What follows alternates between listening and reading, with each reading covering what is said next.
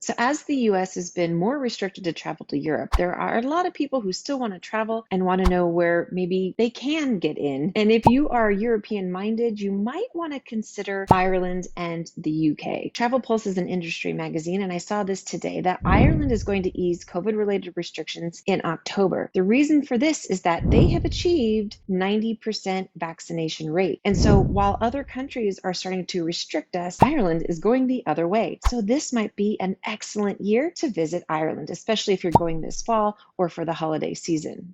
So if that sounds good, let's talk about how to get into Ireland and the UK this year.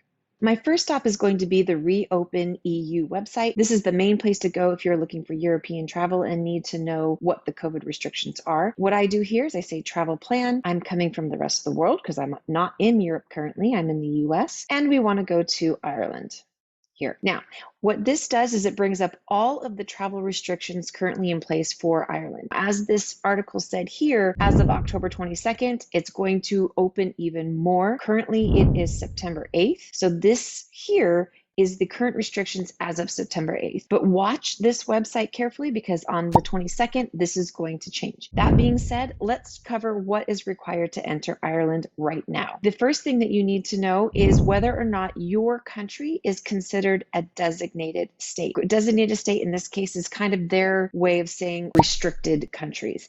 And if you go to the designated state and look through, Canada was removed from the list in June. The US was removed in May. Right now, there are no North American countries that are on their designated list. Okay, we're clear with that. So what do? What they require is a passenger locator form. This has to be done pre-boarding, so make sure you're taking care of this here. I will link this Reopen EU website below so that you can access this passenger locator form link as well. Once you do that, you need to either be vaccinated, you need to be able to prove recovery between 11 and 180 days, or you need to have a negative test within 72 hours. Once you arrive, post-arrival, if you are fully vaccinated, there's no more further testing or quarantine necessary. If you are not vaccinated, you'll have to self-quarantine for 14 days. You will also have to undergo post-arrival testing to be taken anytime 5 days onwards, depending on how your quarantine goes. But if you're vaccinated, you're all clear to travel to Ireland right now. All right, as I said, I'm going to link this below so that you can have access to this information. So Ireland is opening up. It made me think about the UK. Since the UK isn't in the European Union anymore, perhaps they have some different rules for us. So let's take a look at the UK and find out if we can travel there as well. So this is the travel guidance for all of the UK countries. I'm going to go ahead and link this below as well. And these are the quick guidelines for what the situation is if you are North American, especially in traveling to the UK this year. So before you go, you need to find out what your country is considered. And by that, I mean you are checking whether you're red, amber, or green. So I went ahead and looked, and the United States is on the amber list. So I'll talk about these amber list rules in just a moment. If you are Canadian, Canadians are on the green list, so your restrictions will be entirely different, and I'll talk about that in just a moment. Okay, so if you are coming from the US, these are the things you need to know. You do need to take a test, regardless of if you're vaccinated or not. It has to be 3 days before you travel to England. You also need to book and pay for a test to be taken once you arrive. So they want you to test when you arrive. You have to book it. You have to pay for it. So make sure you're doing that before you go. You also will fill out a passenger locator form. Once you arrive to England, if you are fully vaccinated, then you need to take your test on or before day 2 of your arrival. That is where this book and pay for your test comes in. Once you arrive, you take it on or before day 2. So that is what the requirement is if you are fully vaccinated. If you are not vaccinated, you do not qualify under the vaccinated rules, and you must quarantine for 10 days and then take another COVID test on or before day 2 and on or after day 8.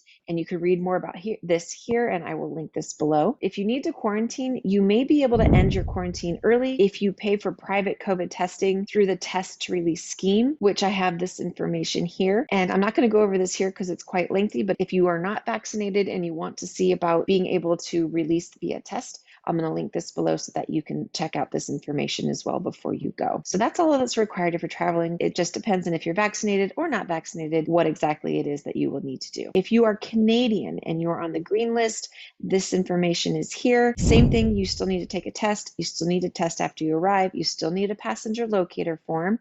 When you arrive, you do need to test on or before day 2. You do not need to quarantine unless the result is positive. So that's the difference. When you're Canadian, you still have to do this testing protocol. But if you're not vaccinated, then you're not having to quarantine. So that's the benefit of being on the green list. And if you are traveling, we have these videos that could be very helpful in making sure your travel is less stressful in the year of travel restrictions. And other than that, I just want to say thank you for stopping by. Have a fantastic vacation, and we will see you on the next video. Take care. Bye-bye.